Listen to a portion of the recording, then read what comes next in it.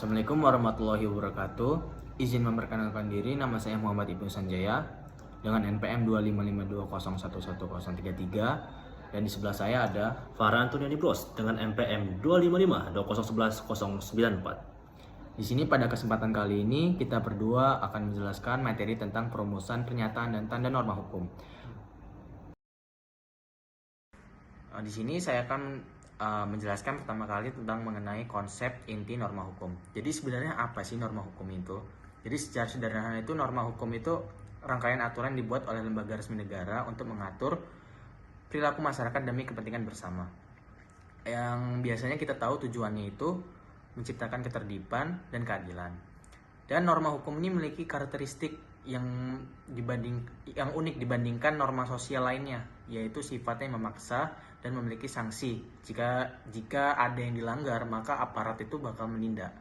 Dan eksistensi hukum ini berdiri di atas 3 pilar utama. Aspek filosofis, aspek sosiologis, dan aspek yuridis. Jadi aspek filosofis itu kayak hukum yang harus mewujudkan keadilan, dan aspek sosiologis itu hukum yang harus diterima di masyarakat, dan aspek yang yuridis hukum yang harus punya legalitas yang formal. Seperti kata Prof. Jimmy Asidik, itu norma hukum itu adalah landasan peradaban untuk tatanan sosial yang berkeadilan. Di slide selanjutnya, di sini kita akan membahas tentang perumusan norma hukum. Di sini proses penerapan peraturan baru itu mengikat. Tujuannya itu bukan hanya untuk mengatur, tetapi juga untuk menjamin kepastian hukum dan melindungi hak masyarakat. Di proses perumusan ini tidak bisa sembarangan, jadi ada tahapannya. Jadi yang pertama itu ada inisiasi yang merupakan identifikasi kebutuhan aturan. Yang kedua ada pembahasan yang di dalamnya itu ada diskusi mendalam dan konsultasi publik tentang aturan yang diidentifikasi tadi. Dan yang ketiga, ada pengesahan yang merupakan penetapan resmi agar aturan tersebut sah berlaku. Oke, di selanjutnya ini kita akan membahas tentang bentuk dari perumusan tersebut. Di sini perbedaan antara norma sosial biasa dan norma hukum. Contohnya ini ada satu nih. Studi kasusnya itu Pak Andi ini mematuhi rambu lalu lintas. Nah, itu tuh merupakan contoh kepatuhan hukum yang konkret. Jadi di dalam perumusannya norma hukum itu terbagi jadi dua. Yang satu itu perumusan hipotesis yang bersyarat, yang sifatnya itu jika maka. Jika seseorang itu melakukan A, maka akibatnya jadi B. Ini tergantung pada kondisi tersebut. Yang kedua ada perumusan kategoris yang sifatnya mutlak. Jadi sifatnya itu wajib dipatuhi tanpa syarat dan berlaku di universal. Jadi intinya perumusan itu adalah fondasi awal bagaimana hukum itu dirancang sebelum diterapkan. Selanjutnya bagaimana norma itu dinyatakan dan dikenali. Ya, selanjutnya adalah penyataan norma hukum. Norma hukum ini harus punya wujud komunikasi agar diketahui masyarakat. Struktur norma hukum itu terdiri dari dua elemen, primer dan sekunder.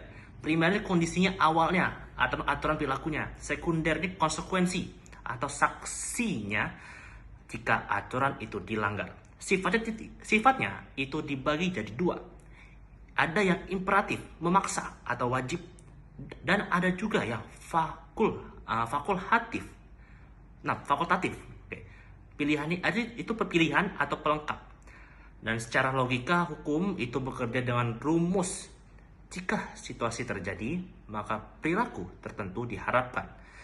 Dan atau jika tidak dilakukan, maka sanksi itu akan diberikan. Inilah yang menjaga keseimbangan dalam masyarakat.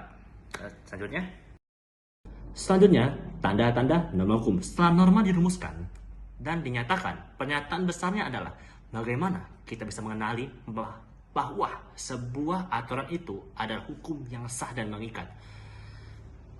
Ada beberapa norma hukum yang bisa kita bagi jadi dua aspek utama, yaitu pertama, tanda hukum formil.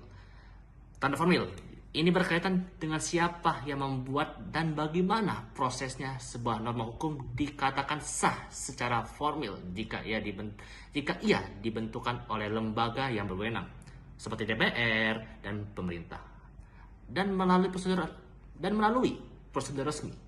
Jika tidak sembarang orang bisa membuat hukum, Tanpa tanda formil ini, sebuah aturan hanya himbauan biasa, bukanlah hukum. Kedua, ada tanda material. Ini berkaitan dengan isi dan substansinya. Isinya harus logis dan yang paling penting tidak boleh bertentangan dengan peraturan yang lebih tinggi. Misalnya, aturan di tingkat daerah tidak boleh melawan undang-undang di atasnya.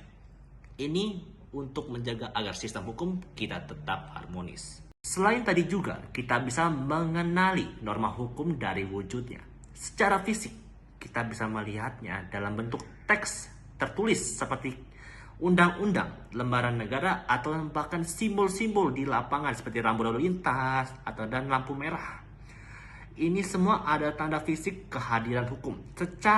Yang kedua, secara non fisik.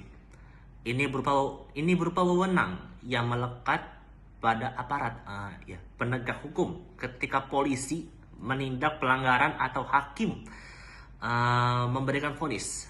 Itu adalah tanda non fisik bahwa norma hukum sedang bekerja dan ditegakkan. Terakhir, sebagai kesimpulan ya, ketiga elemen yang kita bahas tadi, perumusan, pernyataan, tanda-tanda, ada satu kesatuan yang tidak bisa dipisahkan pastinya. Perumusan adalah proses merancangnya atau legalisasinya. Pernyataan adalah cara mengkomunikasinya atau transparasinya. Tanda-tanda adalah bukti berlakunya dan penegakannya. Kita sebut implementasi. Jika ketiganya berjalan baik, maka terciptanya sistem hukum yang efektif dan dipatuhi oleh masyarakat. Sekian. Demikianlah presentasi kali ini. Dengan ini kami tutup. Wassalamualaikum warahmatullahi wabarakatuh.